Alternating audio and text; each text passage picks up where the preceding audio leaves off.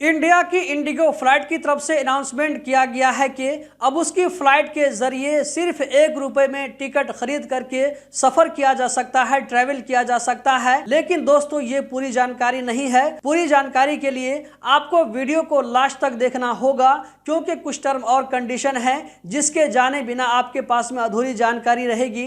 तो चलिए इस वीडियो को हम कंटिन्यू करते हैं। सबसे पहली बात यह है कि ये ऑफर सिर्फ लोकल फ्लाइट के लिए है, इंटरनेशनल फ्लाइट के लिए लागू नहीं होगा।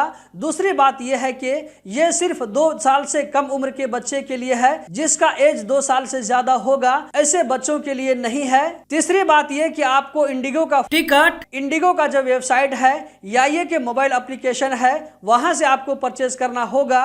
अगर आप किसी थर्ड पार्टी से परचेज करते हैं तो इस ऑफर से आप फायदा नहीं उठा सकते हैं। चौथी बात यह कि आप अपने जिस बच्चे के लिए टिकट परचेज करेंगे उसका बर्थ सर्टिफिकेट आपके पास में होना चाहिए।